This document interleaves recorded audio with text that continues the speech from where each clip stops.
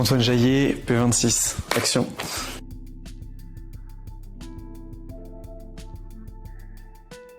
Oui, tout à fait. Du coup, quand je suis sorti du lycée, j'avais une formation en tant que mécanicien automobile.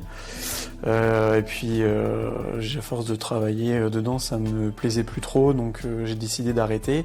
Et j'ai trouvé dans l'entreprise Olivier Caillot, j'ai trouvé un poste en tant que main-d'œuvre pour aider dans le bâtiment.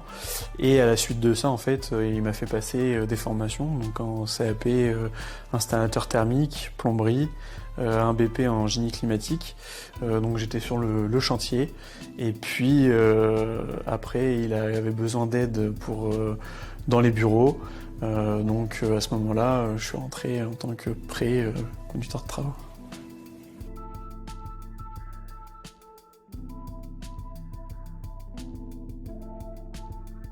Attiré dedans, c'est que j'avais quelques lacunes en étant néophyte en tant que conducteur de travaux.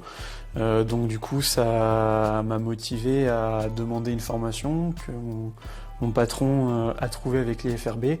Et dans le cahier des charges de la formation, on avait tout ce qui était important au niveau du pilotage de chantier, que ce soit du début du chantier jusqu'à la fin, par la gestion financière, les questions juridiques qu'on peut rencontrer sur le terrain, le management.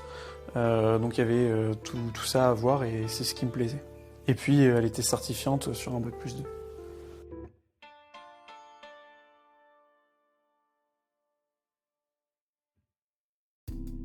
Ce que j'ai pu trouver très intéressant et enrichissant, c'était la partie suivi de chantier, gestion financière, le management aussi, avec la communication, c'est très important. On est dans un métier où la communication est ce qui fait des fois la réussite des chantiers. Et puis derrière aussi toutes les questions juridiques que des fois qu'on peut pas comprendre, des fois sur les appels d'offres privés ou publics. Et puis surtout de pouvoir protéger les intérêts de l'entreprise.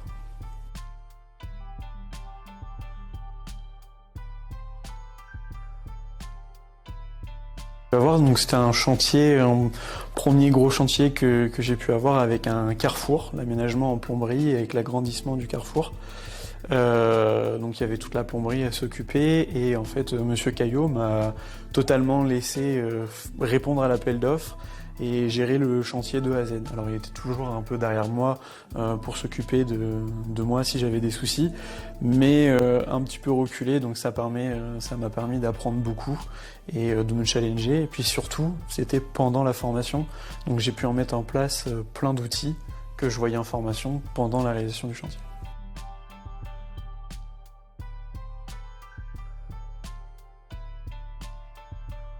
Je pense que la première compétence, je reviens sur la communication, l'écoute, bien comprendre les consignes, que ce soit du maître d'œuvre, d'un autre corps d'état, d'un collègue ou autre.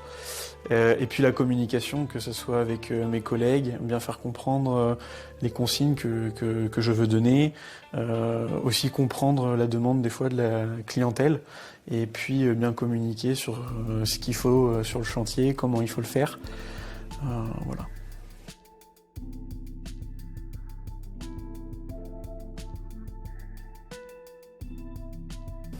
Alors moi je la recommanderais à 200%, c'est une très très bonne formation.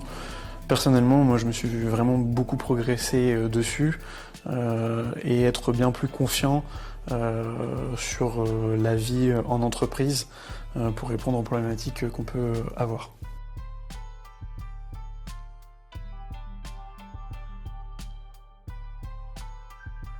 D'être assidu, d'être rigoureux, de pas lâcher, c'est 18 mois, ça peut être un apprentissage, ça peut être un peu long, mais c'est toujours intéressant, on y sort grandi, plus performant, donc faut pas lâcher et faut croire en ce qu'on veut.